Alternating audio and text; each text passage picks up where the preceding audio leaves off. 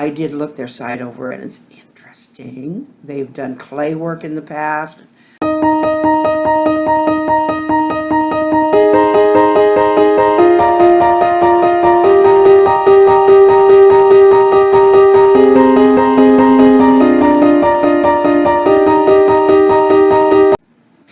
Hello, everybody. It is Glenda, aka GK Fralin, a friendly community. And we are very happy to announce that we have some new people from the Vegan Van Vibe, which is a very interesting sounding name.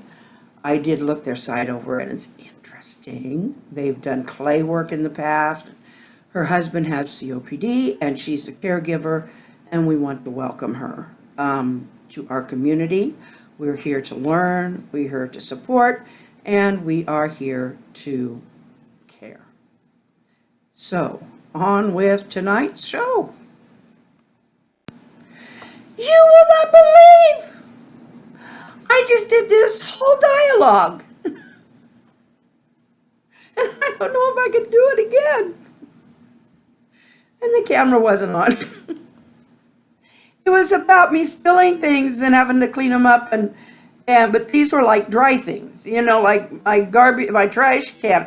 But I was having a real fun time telling the stories, about all the stuff that went on around it. Well, it's spoiled for me now. And now I will read the first part of Carla's story, Cathy's Dapper Date.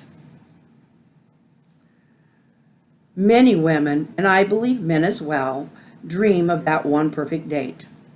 Cathy waited most of her life. She'd been married, but it was not perfect by any means. Other dates seemed to disappoint. Cathy determined to wait for her best chance at a perfect date. When the internet developed matchmaking sites, it felt like one of the best ideas she'd heard. The science and selection by the company of eligible dates helped with trust issues that friends warned her about. At 65, she decided to wait longer would only make her lonelier. When she checked the matchmaking site 3 days after joining, 3 out of 6 men selected for her looked promising. She studied their portfolios, and one stood out as that dream date from the game she'd played with her daughter years ago. Frank Scorpio stood 5'11" tall, 150 pounds, and loved Latin dance. Cathy hadn't danced the merengue since she learned it in high school, but she felt confident that a little practice would remind her of the basic moves. The next day, she called her best friend Gladys. "I'm so excited. I've chosen a date for the matchmaking site." "Oh, honey, I warned you. Those can be very sketchy."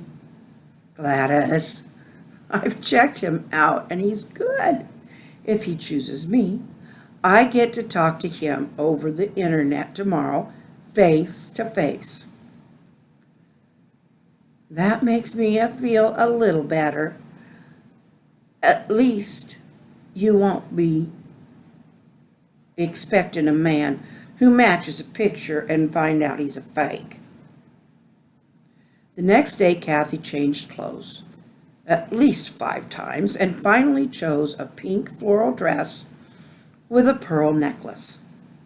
She did her makeup and her hair perfectly and paced around the house until Frank's call came due at 7 o'clock.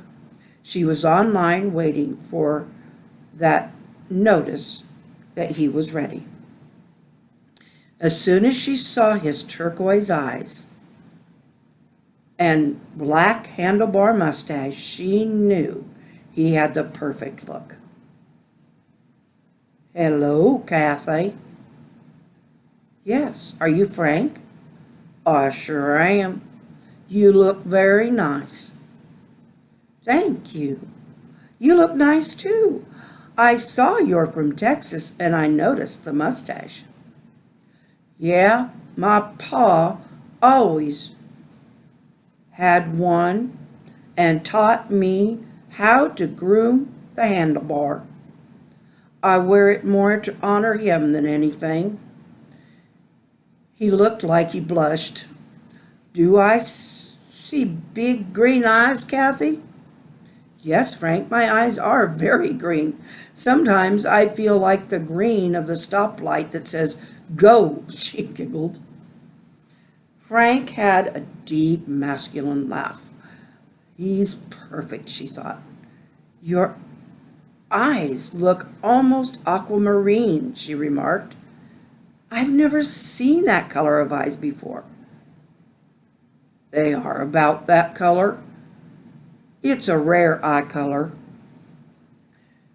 I get them from my mother. Even at 95, she still has those bright eyes.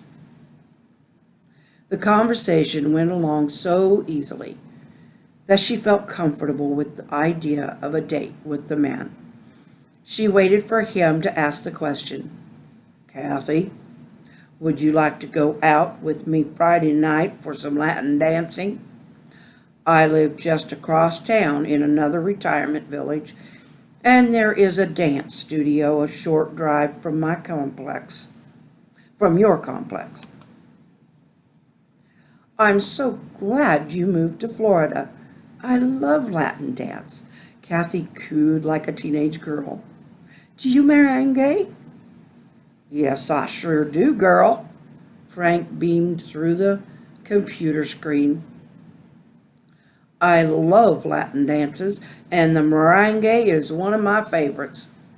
I learned how to dance in high school, and I've been going to the same studio you mentioned and taking lessons to refresh my memory.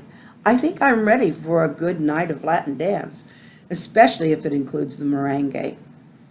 Then it's a date, Frank announced. How's about I pick you up at 6? We'll grab some tacos and go to the dance studio and make a night of it. Well, until 10, because the retirement village likes us in by 11. That's kind of like it is here. Isn't it odd how we get curfews at our age? It sure is, he smiled. I'll see you at 6 on Friday then. Wear your dancing shoes, he chuckled, and they shut down their link. Oh my, Cathy felt giddy. I'll never get any sleep tonight, she said to herself. She looked at the clock and knew it was too late to call Gladys.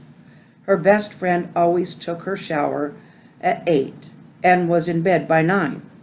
She couldn't believe how long she'd spoken to a total stranger. The next morning, Cathy almost forgot to make her coffee before calling Gladys. Cathy never started a day without her coffee. Gladys, he's wonderful. Who, dear? A groggy-sounding Gladys inquired. Frank Scorpio, the man from the dating service. We have a date for this Friday. Her excitement rose to the point she was gripping the phone so hard her hand was numb. He's going to take me to do the merengue. Please be careful, my friend. Gladys sounded more alert. I know you're excited, but what if he's an axe murderer? Cathy laughed. Are you reading one of those crime novels? Guilty, Gladys admitted. But that doesn't mean he's as good as as his profile says.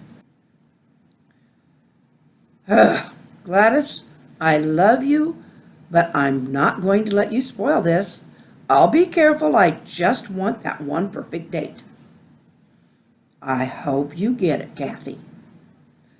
Cathy chewed at one of her fingernails. Gladys? What do you want to borrow? The resolve sounded in Gladys' voice. Why do you think I want something? She heard Gladys laugh through the phone. I know you and that tone. So do you need something, or should I apologize? No, you're right. I need something, Cathy snickered. Do you mind lending me that black lace sequin ball gown of yours with the floppy hat and stiletto heels? Is that all? Cathy's friend said sarcastically. No. I wondered if you could also babysit my cat Elsie, the wheat-colored tabby. She doesn't do well alone. Yes, you know I love Elsie Wheat, as I call her. She's a darling, and I love her company. You may also borrow the clothes you requested. It's a good thing we wear the same size. Do you want the ruby ribbon on the hat and the ruby bow on the shoes? I could take them off. Oh no, I love the ruby against the black. I'm going to wear some ruby earrings and lipstick to show it off. The women wrapped up their conversation. For all their teasing, they were the best buddies and loved each other dearly. Okay, I have read it, and I will get as much as I can in for tonight. Well, for tomorrow. And then I will fit it in for the next day or so, and we'll have us a story. I really think you're going to like it. Okay, it's been a night. It's been a day. It's been wonderful. I am so happy for our new companions, new members of our community. That's what it is. I am glad for the new members of our community. And once I've got your names in here and drilled in, I'm sorry, I'm awful with that. Ask them. They know. Anyway, I love you all because I've been loved. So anyway, tomorrow is another day. And so hasta mañana.